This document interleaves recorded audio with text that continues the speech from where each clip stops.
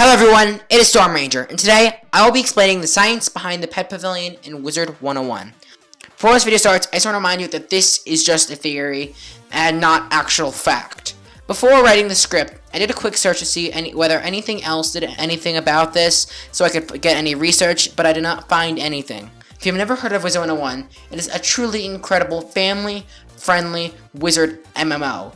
It is just incredible. For 130 levels, you go through over 15 different worlds with hours upon hours of quests. Similar to other MMOs, there are side quests, minigames, and features outside of someone's main quest.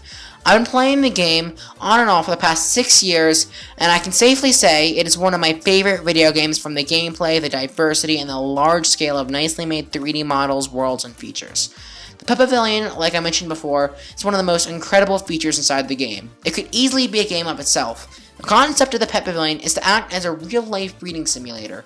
Breeding is where you take yours and your friend's pet and breed them together so you can obtain a new pet with a combination of your two pets' traits. However, these traits, unlike many players may think, are not random. They're a combination of the two parent pets.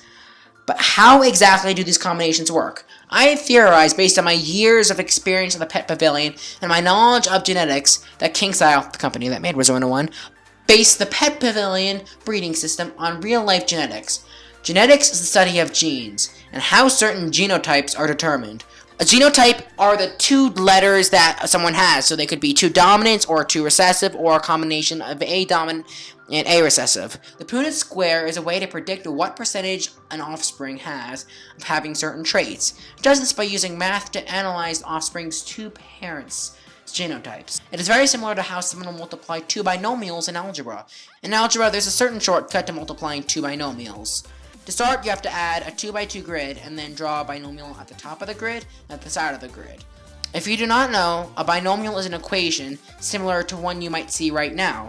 It has two different parts of the equation. A trinomial would have three different parts, and a monomial would only have one different part. Now back to the grid.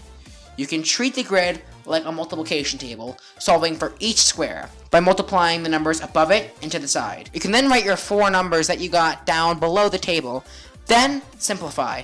The Punnet Square uses the same concept, however, instead of using numbers and or letters, it only uses letters. Instead of multiplying the two letters, someone would have to put the two letters together in the box below as if they were multiplying them. Similar to how OR statements work in geometry, I don't know why you know geometry, but I can't do 7th grade science. If either of the letters are a capital or dominant trait, then the genotype will be the dominant trait.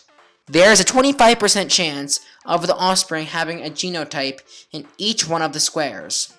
Now that you understand basic genetics, we can talk about how the real-life genetics I just talked about might apply to Wizard101. As I mentioned before, when you're breeding pets, their traits are not random.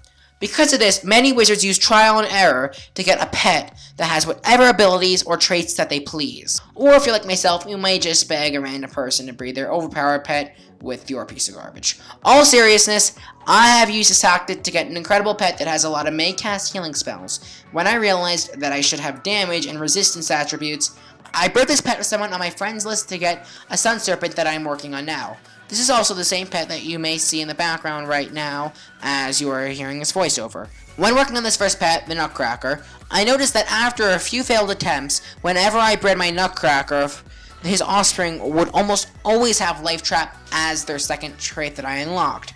This may be the result of two pets I bred, both having a dominant gene of Life Trap, making it unlikely or impossible for the offspring to not have Life Trap. I believe that it was an issue of breeding two pets with similar genotypes. This is because in Wizard101, as disgusting as it is, parents, brothers, and grandparents can all breed with each other.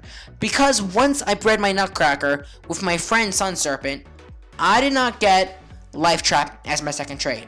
This is because the Sun Serpent's genes were dominant over the Nutcracker's genes in at least one of the squares, allowing for the chance of something other than a Life Trap, and in my case, Healing Current. It is important to note that the pet's traits are determined before the pet unlocks them in-game by eating pet snacks and playing mini-games. Instead, it's determined at birth when you breed the pet. To take our theory one step further, we can use a bit more logic and look at the textures and words Kingsile decided to use for the Pet Pavilion. To start, it only makes sense that Kingsile would want to base their system off of real-life genetics. It would be the most practical way of making the system at the same time as adding realism to the game. There's one reason why scientists, I'm going to butcher their name, like Reginald Punnett and Gregor Mendel base genetics off this system. It would only be more work for Kingsile to create their own method. In addition, it would be pointless considering basing their system off of something other than real-life genetics would only take away realism. The concept of breeding would become unrealistic if they were to base it off of a fictional genetic system.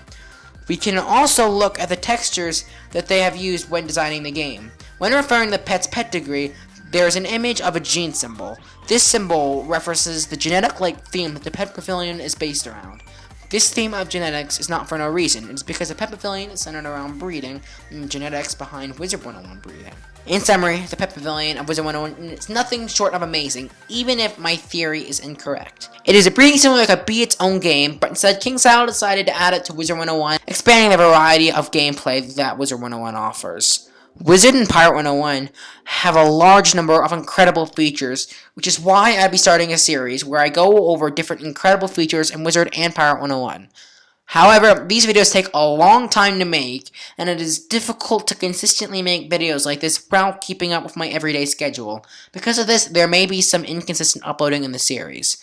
To ensure that you don't miss the next video in the series, make sure to subscribe to my channel. Thank you all for watching, and I'll see you on the next video. Goodbye.